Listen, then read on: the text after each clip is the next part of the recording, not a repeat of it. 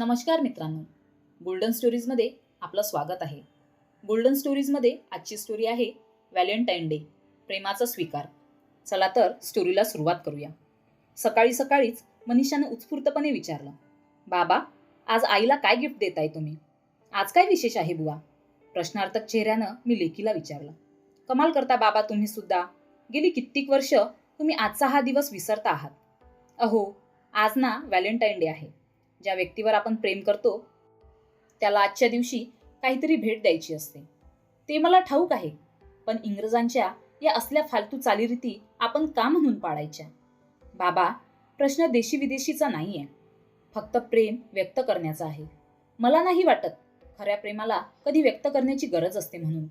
तुझ्या आईच्या आणि माझ्यामधलं प्रेम तर जन्मोजन्मीचं आहे. म्हणून तू सुद्धा पण कुणाला समजवण्याचा प्रयत्न करते आहेस.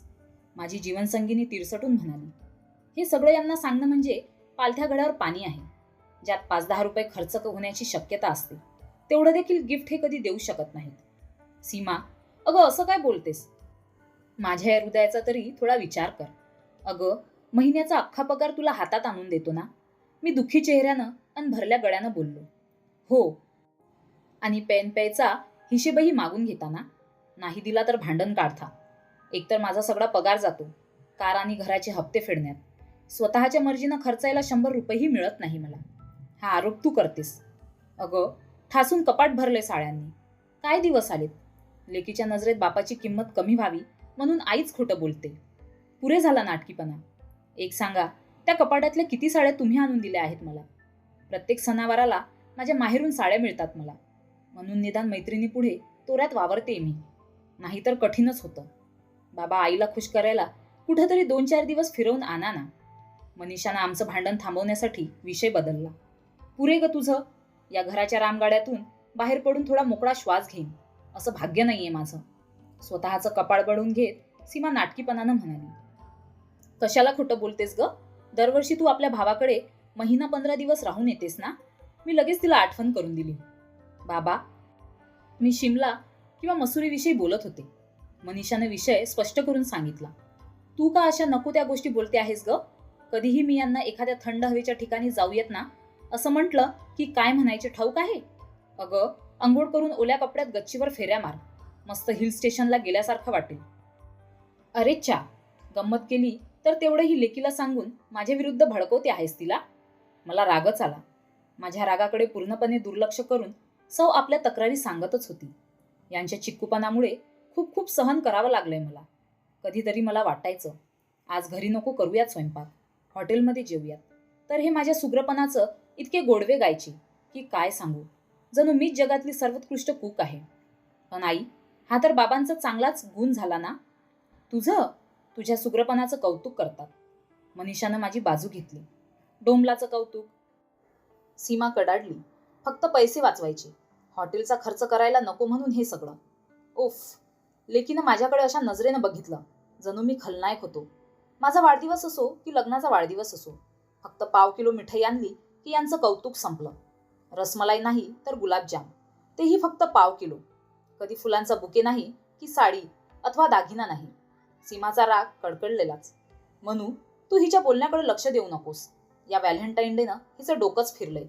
माझ्या बायकोसारख्या सरळ साध्या बाईचं डोकं फिरवणारा हा वाह्यात दिवस मी कधीही साजरा करणार नाही.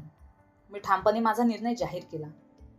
दोघी मायले की माझ्यावर रागावल्या होत्या बहुतेक. दोघीपैकी कुणी एक काही बोलणार तेवढ्यात बाहेरच्या दाराची घंटी वाजली. मी दार उघडलं आणि आश्चर्यानं ओरडलो. अरे बघा तरी, किती सुंदर पुष्पगुच्छ आलाय. कुणी पाठवलाय? माझ्या शेजारी येऊन उभी राहिली होती सीमा. तिला नवल वाटलं होतं. मुळात कुणाला पाठवलाय? माझ्या हातातून तो बुके घेऊन त्यावरील कार्डावरचं नाव वाचण्याचा प्रयत्न करत मनीषा म्हणाली. मी पुन्हा तिच्या हातून तो बुके माझ्या हातात घेतला. या कार्डावर लिहिलंय, हॅपी व्हॅलेंटाईन डे माय स्वीट हार्ट. कोण कुणाला स्वीट हार्ट म्हणतंय ते काही कळत नाहीये. मी बावळटासारखा बोललो. म्हणू, इतका सुंदर बुके तुला कोणी पाठवलाय? सीमानं अगदी गोड आवाजात लेकीला विचारलं. पुष्पगुच्छ स्वतःच्या हातात घेऊन मनीषानं तो चारही बाजूंनी नीट निरकून बघितला. मग जरा वैतागून म्हणाली. मॉम, मला काहीच कळत नाहीये. राजीवनं पाठवला असेल का? छे छे, एवढा महाग बुके त्याच्या बजेटच्या बाहेर आहे. मग मोहितनं? तो तर हल्ली त्या रितूच्या मागे पुढे शेपूट हलवत फिरतोय. Deepak, no mom, we don't like each other very much. मग कुणी बरं पाठवली असतील इतकी सुंदर फुलं? एक मिनिट, तुम्ही मायली की जरा सांगाल का, आता जी नावं घेतली ती कोण मुलं आहेत? माझ्यातला बाप जबरेनं म्हणाला. इश, ती सगळी मनीषाच्या कॉलेजातली मुलं आहेत, झटकून टाकल्यासारखं सीमानं म्हटलं. पण ही सगळी नावं तुला कशी माहीत? अरे च्छा, मनीषा रोज मला तिच्या कॉलेजमधल्या घडामोडी सांगत असते ना. मी काही दिवस रात्र तुमच्याप्रमाणे पैशाचा हिशेब करत बसत नाही. मी तो हिशोब ठेवतो म्हणूनच कुणापुढे हात पसरावा लागत नाही, समजलं? ते सोड, विषय सध्या वेगळा आहे. ज्या मुलांची नावं तू आता घेतलीस ती सगळी तिच्या कॉलेजमधली मुलं आहेत, मित्र आहेत तिचे. मनीषा, तू कॉलेजमध्ये अभ्यासासाठी जातेस ना, की फक्त सोशल सर्कल वाढवते आहेस? मी विचारलं. बाबा, माणूस म्हणून व्यक्तित्वाचा पूर्ण विकास व्हायला हवा ना, मनीषा फुतकारली. ते खरंय, पण पुष्पगुच्छ पाठवणाऱ्याची संभावित यादी बघून मी जरा धास्तावलो आहे. जस्ट रिलॅक्स बाबा. हल्ली फुलं देणं घेणं फार कॉमन, अगदी साधी गोष्ट आहे. फुलं देताना मी तुझ्यावर प्रेम करते, तुझ्याशिवाय जगूच शकत नाही असं कोणी म्हणत नाही. तो फालतूपणा ठरतो आता. लेक अगदी कूल होती. हल्ली घटस्फोटाचं प्रमाण का वाढलंय या विषयावर आपण नंतर कधीतरी चर्चा करूयात. पण आता मला एवढीच खात्री करून घ्यायची आहे की हा पुष्पगुच्छ तुला पाठवला गेलेला नाहीये, हे नक्की ना? सॉरी पप्पा, हा बुके माझ्यासाठी नाहीये. तिचं उत्तर ऐकून मी मोर्चा सीमाकडे वळवला. थोडं तिरकसपणे विचारलं. तुझ्यावर जीव टाकणाऱ्या 10-20 लोकांची नावं तूही सांगून टाक राणी पद्मावती. आता ही पद्मावती कुठून उपटली मध्येच? मनीषानं म्हटलं. मिस इंडिया, थोडा वेळ गप्प बसता येईल का? मी ओरडलो. तशी मनीषा गप्प बसली. फुकटे प्रियकर पाळत नाही मी, त्यापेक्षा एखादं कुत्रं पाडेन. सीमा रागानं माझ्याकडे बघत फुतकारली. बाबा, मला काही सांगायचंय. मनीषाच्या चेहऱ्यावर लबाड हसू आणि खट्याळ भाव होता. तुला गप्प बसायला सांगितलं होतं ना, पण नाही, शेवटी तू ही स्त्री आहेस. कुठलाही पुरुष स्त्रीला गप्प बसवू शकत नाही. ते सोड, काय म्हणायचं तुला? बाबा, मला वाटतं मीना मावशीच्या मुलीच्या लग्नात तुमचे चुलत भाऊ ते रवी काका आले होते, त्यांचे मित्र नीरज, त्यांनी तर हा बुके मॉमसाठी पाठवला नसेल. म्हणजे तुला म्हणायचं तो मिशीवाला नालायक तुझ्या आईवर लाईन मारतोय. मिशीचं सोडा बाबा, पण तो माणूस स्मार्ट आहे. तुमचं काय म्हणणं आहे बाईसाहेब? मी सीमाला विचारलं. मी कशाला काय म्हणू? तुम्हाला जी काही विचारपूस चौकशी करायची असेल ती त्या मिशीवाल्याकडे करा. झुरळ झटकावं तसा सीमानं विषय झडपला. अगं, पण निदान इतकं तरी कळू देत की तुझ्याकडून त्याला काही संकेत दिला होता का? ज्यांना दुसऱ्यांच्या बायका बघून तोंडाला पाणी सुटतं, त्यांना साधं हसून कुणी नमस्कार केला तरी संकेत वाटतो. म्हणून मला नाही वाटत त्या मिशीवाल्याकडे तुझी आई प्रभावित वगैरे झाली असेल. इतर कुणाची नावं सुचव. मी लेकीला डोळा मारला. अगं, मला वाटतं मम्माच्या ऑफिसमधले ते आदित्य साहेब, ते ऑफिसच्या पार्टीत नेहमी मम्मासोबत घुटमळत असतात. काही क्षण विचार करून लेकीनं आपल्या आईच्या चाहत्यांच्या यादीत एका नावाची भरती घातली. तो इतका सुंदर बुके नाही पाठवणार. मी नकारार्थी मान हलवत बोललो. एकतर त्याची पर्सनॅलिटी काहीच्या काहीच आहे, शिवाय बोलताना किती थुंकी उडवत असतो. आठवलं बाबा, आपल्या गल्लीच्या तोंडाशी राहणारे ते महेशजी, ते असतील का? लेकीनं विचारलं. त्यांचं नाव कशाला घेते आहेस तू? बाबा, त्यांचा घटस्फोट झालाय आणि सकाळी आई फिरायला जाते तेव्हाच तेही फिरत असतात. कदाचित त्यांचा काही गैरसमज झाला असेल. तू म्हणतेस तसं तर असू शकतं बरं का? काय असू शकतं? डोंबलं तुमचं? सीमा एकदम भडकली. पार्कात तो म्हातारं सारखं कफ थुंकत चालत असतं.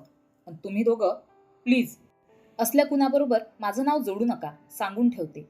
जर हा पुष्पगुच्छ माझ्यासाठी असेल तर पाठवणाऱ्याचं नाव मला ठाऊक आहे. सीमा चक्क हसली. कोण आहे तो? तिला हसताना बघून मी एकदम नर्वस झालो, चक्क तपतप झालो. नाही सांगणार. सीमाच्या चेहऱ्यावर गूढ हास्य. मी गांगारलो. माझ्या मनस्थितीची अजिबात कल्पना नसलेली मनीषा सहजपणे म्हणाली. आई, हा बुके पप्पांसाठीही असू शकतो ना? नो, ठामपणे सीमानं म्हटलं आणि माझ्याकडे बघून हसायला लागली. मायासाठी का नसावा? मी भडकलोच. अजूनही बायका माझ्यावर लाईन मारतात. त्यांच्या डोळ्यात प्रेम दिसतं माझ्याविषयी. मम्मा, बाबांची पर्सनॅलिटी तशी वाईट नाही आहे, मनीषा म्हणाली. एक्सक्यूज मी, पर्सनॅलिटी तशी वाईट नाही याचा काय अर्थ? मी संतापून मनीषाला विचारलं. माझ्या संतापाकडे दुर्लक्ष करून ती चक्क हसायला लागली. मनू, प्रश्न पर्सनॅलिटीचा नाही आहे, यांच्या चिक्कूपणाचा आहे. अगं, स्त्रियांना पैसे खर्च करणारे पुरुष आवडतात. हे जर पैसेच खर्च करणार नाहीत तर कोण स्त्री यांच्यावर भाडेल? आई, तुला कुणा एकाही बाईचं नाव आठवत नाहीये जी बाबांना हा बुके गिफ्ट म्हणून पाठवेल? नाही. बाबा, काय हे? तुमची मार्केट व्हॅल्यू तर अजिबातच नाहीये. लेकीनं मला सहानुभूती दाखवली. पोरी, घर की मुर्गी दाल बराबर. तसं चाललंय हे. मी एटीत आपली कॉलर टाईट केली तर सीमा हसायला लागली. आता तर खरंच अवघड झालंय. कुणी पाठवला असेल हा बुके? मनीषाच्या चेहऱ्यावर आता काळजी दिसू लागली. सीमाही त्रस्त होती. काही वेळ सगळेच गप्प होतो. मग मीच मधाचा गोडवा अन अधिकाऱ्याचा रुबाबात आवाजात आणून विचारलं, सीमा, प्रेमभावना प्रकट करणारा हा सुंदर पुष्पगुच्छ मी तुला पाठवला. तुझ्यासाठी खरेदी केलं असं नाही का होऊ शकत? इम्पॉसिबल. या बाबतीतली तुमची कंजूशी तर जगप्रसिद्ध आहे. सीमा फाडकन उत्तरली. माझ्या चेहऱ्यावर दुःख दाटून आलं. त्यांना तो माझा अभिनय वाटला आणि दोघी खडखडून हसू लागल्या. मग हसण्याचा भर थोडा ओसरल्यावर सीमानंही नाटकीपणानं एक दीर्घ उश्वासा सोडून म्हटलं, एवढं कुठलं माझं मेलीचं भाग्य की नवरा एवढा महागाचा सुंदर बुके मला भेट दिली. मला वाटतं फुलवाल्यानं चुकून आपल्याकडे बुके दिला असावा. थोड्याच वेळात तो हा बुके परत घ्यायला येईल. मनीषानं एक नवाच विचार मांडला. हा कागद बघा. यावर आपल्या घराचा पत्ता लिहिलाय आणि हे अक्षर तुम्ही दोघी ओळखता. मी खिशातून एक कागद काढून दाखवला. हे तर तुमचंच अक्षर आहे. आश्चर्यानं मनीषा म्हणाली. पण हा कागद तुम्ही आम्हाला का दाखवत आहात? कपाळाला आठ्या घालून सीमानं विचारलं. ही चिठ्ठी घेऊनच तो फुलवाल्याचा पोरगा आमच्या घरापर्यंत आला होता. मला वाटतं माझ्या शरीरातही एक प्रेम करणारं हृदय धडधडत असतं. हे तुम्ही विसरला आहात. सतत पैशाच्या हिशोबात मी गुंतलेला असतो, हे खरंय. पण उत्पन्न कमी आणि खर्च जास्त, यामुळे मी असा झालोय. मलाही माझं प्रेम व्यक्त करावंसं वाटतं, पण ते व्यक्त करता येत नाही. अव्यक्त प्रेम माझ्या माणसांना कळत नाही. मी आपल्या भावना व्यक्त केल्या आणि थकलेल्या पावलांनी बेडरूमकडे जाऊ लागलो. आय एम सॉरी बाबा. तुम्ही तर माझे लाडके हिरो आहात, मला बिलगत मनीषानं म्हटलं. तिचे डोळे पाणावले होते. मलाही क्षमा करा डार्लिंग, माय स्वीट हार्ट. सीमा ही जवळ येऊन बिलगली. तिचेही डोळे डबडबले होते. मी त्यांना दोघींना प्रेमानं जवळ घेऊन थोपटलं आणि म्हणालो, क्षमा मागायची गरजच नाही. आजच्या या व्हॅलेंटाईन दिवसानं आपल्याला धडा शिकवला आहे. आता यापुढे मीही लवकर आणि वरचीवर माझं प्रेम व्यक्त करत जाईन. मला बदलायलाच हवं. नाहीतर खरोखरच कोणी महाभाग पुढल्या व्हॅलेंटाईन डेला माझ्या हृदयेश्वरीला फुलाचा गुच्छ पाठवायचा. मी म्हणालो, इश्श, भलतंच काय. माझ्या मनात फक्त तुम्हीच आहात. तिथं दुसरा कोणी येऊच शकणार नाही.